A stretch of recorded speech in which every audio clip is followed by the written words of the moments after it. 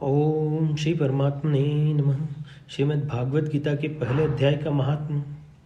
श्री पार्वती जी ने कहा, भगवान आप सब तत्वों के ज्ञाता हैं।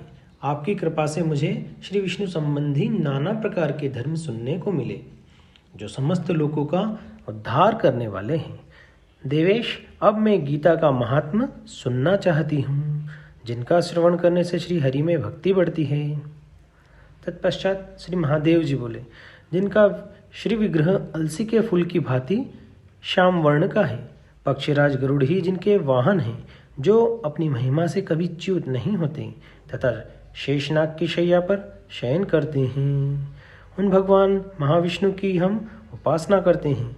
एक समय की बात है पार्वती, मूल दैत्य के नाशक भगवान विष्णु शेषनाग के रमणीय आसन पर सुखपूर्वक विराजमान थे। उस समय समस्त लोगों को आनंद देने वाली भगवती लक्ष्मी ने आदरपूर्वक प्रश्न किया। श्री लक्ष्मी जी ने पूछा, भगवान आप संपूर्ण जगत का पालन करते हुए भी अपने ऐश्वर्य के प्रति उदासीन से होकर जो इस क्षीर सागर में नींद ले रहे हैं, इसका क्या कारण है? श्री भगवान बोले, सुमुखी, मैं नींद नहीं लेता हूँ, अपितु तत्व का अनुसरण करने वाली अंतर्दृष्टि के द्वारा अपने ही माहेश्वर तेज का साक्षात्कार कर रहा हूँ। देवी, यह वही तेज है जिसका योगी पुरुष कुशाग्र बुद्धि के द्वारा अपने अंतःकरण में दर्शन करते हैं तथा जिसे मीमांसक विद्वान वेदों का सार तत्व निश्चित करते हैं। वह माहेश्वरी तेज एक अजर प्रकाश स्वरूप आत्मरूप रोग शोक से रहित अखंड आनंद का पुंज निष्पंद निरीह तथा द्वैत रहित है। इस जगत का जीवन उसी के अधीन है, मैं उसी का अनुभव करता हूँ। देवेश्वरी, यही कारण है कि मैं तुम्हें नींद लेता सा प्रतीत होता हूँ। श्री लक्ष्मी जी ने कहा, हे ऋषिकेश, आप ही योगी पुरुषों के ध्येय हैं। आपके अतिरिक्त भी कोई ध्यान करने योग्य तत्व है? यह जानकर मुझे बड़ा कौतूहल हो रहा है। इस चराचर जगत की सृष्टि और संहार करने वाले स्वयं आप ही हैं प्रभु। आप सर्व समर्थ हैं। इस प्रकार की स्थिति में होकर भी यदि आप उस परम तत्व से भिन्न हैं तो मुझे उसका बोध कराइए। श्री भगवान बोले, हे प्रिय, आत्मा का स्वरूप द्वैत और अद्वैत से पृथक, भाव और अभाव से मुक्त तथा आदि और अंत से रहित है। शुद्ध ज्ञान के प्रकाश से उपलब्ध होने वाला तथा परमानंद स्वरूप होने के कारण एकमात्र सुंदर है। वही मेरा ईश्वरीय रूप है। आत्मा का एकत्व ही सबके द्वारा जानने योग्य है। गीता शास्त्र में इसी का प्रतिपादन हुआ है। अमित तेजस्वी भगवान विष्णु के ये वचन सुनकर लक्ष्मी देवी ने शंका उपस्थित करते हुए कहा, भगवान, यदि आपका स्वरूप स्वयं परमानंदमय और मन वाणी की पहुंच के बाहर है तो गीता कैसे उसका बोध कराती है? मैं इस संदेह का आप निवारण कीजिए। श्री भगवान बोले, सुंदरी सुनो, मैं गीता में अपनी स्थिति का वर्णन करता हूँ। क्रमशः 5 अध्यायों को तुम 5 मुख जानो, 10 अध्यायों को तुम 10 भुजाएं समझो तथा 1 अध्याय को उदर और 2 अध्यायों को दोनों चरण कमल जानो। इस प्रकार यह 18 अध्यायों की ईश्वरीय मूर्ति ही समझनी चाहिए। यह ज्ञान मात्र से ही महान पातकों का नाश करने वाली है। जो उत्तम बुद्धि वाला पुरुष गीता के 1 या आधे अध्याय का अथवा 1 आधे या चौथाई श्लोक का भी प्रतिदिन अभ्यास करता है, वह सुशर्मा के समान मुक्त हो जाता है। श्री लक्ष्मी जी ने पूछा, देव, यह सुशर्मा कौन है? किस जाति का था और किस कारण से उसकी मुक्ति हुई? श्री भगवान बोले, प्रिय, सुशर्मा बड़ी खोटी बुद्धि का मनुष्य था। पापियों का तो वह शिरोमणि ही था। उसका जन्म वैदिक ज्ञान से शून्य एवं क्रूरता पूर्व कर्म करने वाले ब्राह्मणों के कुल में हुआ था। वह न ध्यान करता था, न जप, न होम करता था और न ही अतिथियों का सत्कार। वह लंपट होने के कारण सदा विषयों के सेवन में ही आसक्त रहता था। हल जोतता था, पत्ते बेचकर जीविका चलाता था। उसे मदिरा पीने का भी व्यसन था तथा वह मांस भी खाया करता था। इस प्रकार उसने अपने जीवन का दीर्घकाल व्यतीत कर दिया। एक दिन मूढ़ बुद्धि सुशर्मा पत्ते लाने के लिए किसी ऋषि की वाटिका में घूम रहा था। इसी बीच काल रूपी धारी काले सांप ने उसे डस लिया।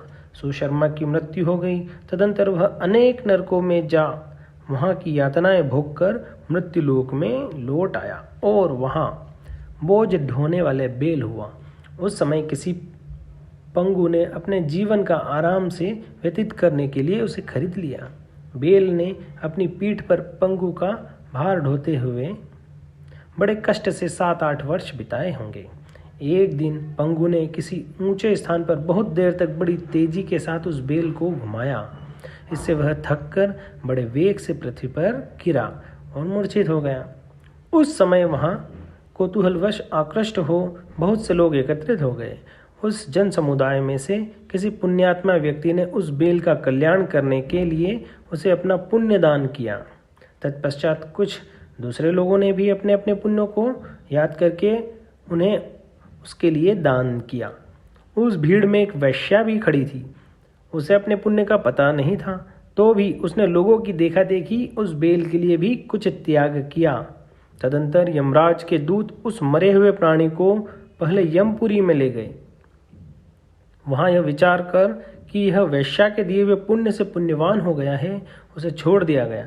फिर वह भूलोक में आकर उत्तम कुल में और शील वाले ब्राह्मण के घर में उत्पन्न हुआ। उस समय भी उसे अपने पूर्व जन्म की बातों का स्मरण बना रहा।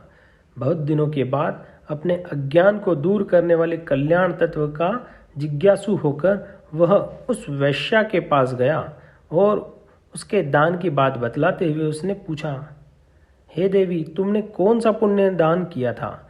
वैश्या ने उत्तर दिया, वह पिंजरे में बैठा हुआ तोता प्रतिदिन कुछ पढ़ता है, उससे मेरा अंतःकरण बहुत पवित्र हो गया है। उसी का पुण्य मैंने तुम्हारे लिए दान किया था। इसके बाद उन दोनों ने तोते से पूछा। तब उस तोते ने अपने पूर्व जन्म का स्मरण करके प्राचीन इतिहास कहना प्रारंभ किया।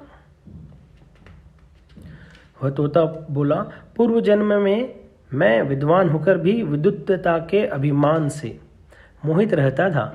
मेरा राग द्वेष इतना बढ़ गया था कि मैं गुणवान विद्वानों के प्रति भी ईर्ष्याभाव रखने लगा।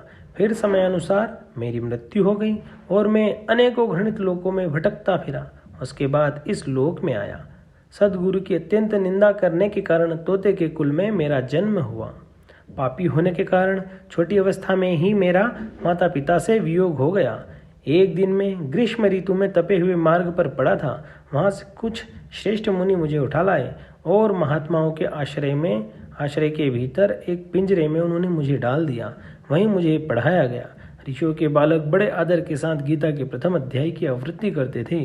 उन्हीं से सुनकर मैं बारंबार पाठ करने लगा। इसी बीच में एक चोरी करने वाला बहेलिये ने मुझे वहां से चुरा लिया। तत्पश्चात इस देवी ने मुझे खरीद लिया। यही मेरा वृतांत है, जिसे मैंने आप लोगों से बता दिया। पूर्व काल में मैंने इस प्रथम अध्याय का अभ्यास किया था, जिससे मैंने अपने पापों को दूर किया। फिर उसी से इस वेश्या का भी अंतःकरण शुद्ध हुआ और इसी के पुण्य से ये द्विज श्रेष्ठ सुशर्मा भी पाप मुक्त हुए हैं। इस प्रकार परस्पर वार्तालाप और गीता के प्रथम अध्याय के महात्म की प्रशंसा करके वे तीनों निरंतर अपने अपने घर पर गीता का अभ्यास करने लगे। फिर ज्ञान प्राप्त करके वे मुक्त हो गए। इसलिए जो गीता के प्रथम अध्याय को पढ़ता है, सुनता है तथा अभ्यास करता है, उसे इस भवसागर को पार करने में कोई कठिनाई नहीं होती। जय गोपाल कृष्ण भगवान।